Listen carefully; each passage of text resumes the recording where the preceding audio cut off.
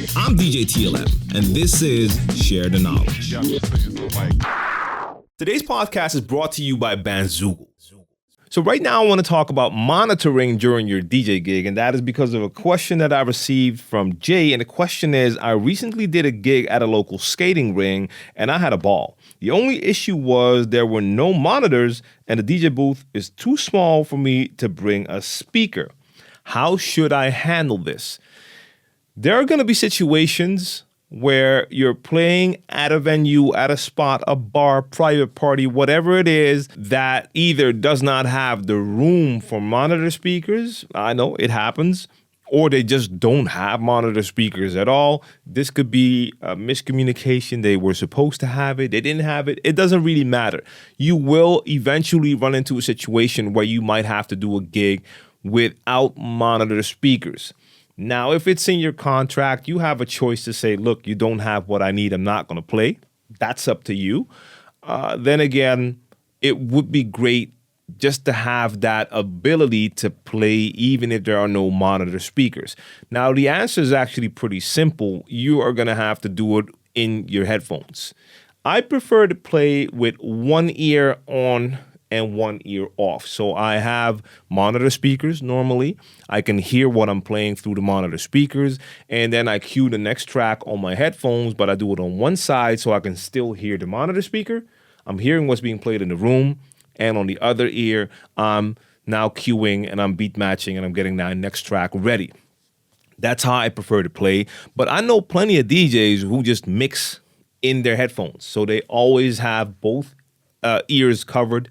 They listen to everything through the headphones. And I've done a couple of gigs where I didn't really have an option, and playing with just the headphones, mixing in the headphones was my only option because they either had no monitor speakers or there was just an issue with the sound that even with the monitor speaker, I could not get a clear monitoring going on. I don't remember exactly why. I just remember that I just skipped that and went straight to the headphones because it wasn't working.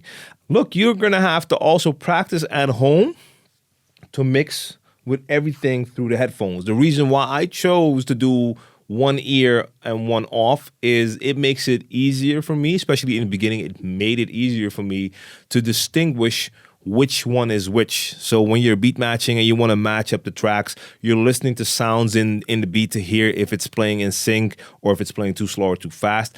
I found that it was easier to recognize by having the focus on the headphones here and also hearing the other track on the other side. It made it easier for me to hear a distinction between the two. But you should also learn how to do it in the headphones and just have the headphones on and focus on tracks that way. On your mixer, you have the option to listen to the master. So then you hear what's playing through the speakers. Or you can put it on cue, and now you can choose to hear what's going on an individual channel. It all depends on the mixer, but most mixers will have a way for you to monitor what's happening on a single channel, or you can probably press two cues and hear what's going on both channels. Then the Pioneer mixers will also have a knob that allows you to mix between hearing the master, hearing cue, or going in the middle where you can hear the master and also cue a channel that you can hear together with the master. So there are plenty of ways to work with this. You're going to have to find a preferred method for you, but learn how to also just hear what's going on with everything in the headphones when you hear the track that's playing and when you hear the track that you're cueing. That'll take some practice if you're used to doing a different method. But in situations like the situation Jay was in at that skating rink where there were no monitors and you can't bring a speaker, that's your only option. You're going to have to do it that way. That's the simple answer. Practice doing that. And even if you end up never playing that way, having that skill, being able to do that is your plan B, just in case something ever goes wrong. And just keep in mind, everything goes wrong sometimes. And it's always great if you are prepared for those situations. So practice and you'll be good. You just checked out a video clip from my Share the Knowledge podcast. If you want to check out the full episodes, make sure you check me out on iTunes, Anchor, and SoundCloud, or any of the other podcast platforms. For all the information, just go to sharethenowledgepodcast.com, or make sure you check out the information in the description box down below. Now, if you're new to my YouTube channel, make sure you subscribe to djTLMtv and activate the notifications so you don't miss out on any of my future videos.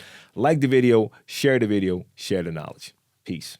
Bandzoogle makes it easy to build a stunning website for your music in minutes. You can choose from hundreds of mobile-friendly themes and then customize your design and content in a few clicks with Bandzoogle's easy visual editor. Now, all the features you need for a professional website are already built in, including tools to sell your music and merch commission-free, mailing list tools to grow your fan list and send newsletters, and integration to pull in content from all your online services, including Twitter, Instagram, and SoundCloud. I use Bandzoogle to create the Share the Knowledge podcast website, and that was very easy. Bandzoogle plans start at just $8.29 a month and include your own free custom domain name. Now, if you want to try it out for free for 30 days, click on the link in the description box down below and be sure to use the promo code SHARE to get 15% off the first year of your subscription.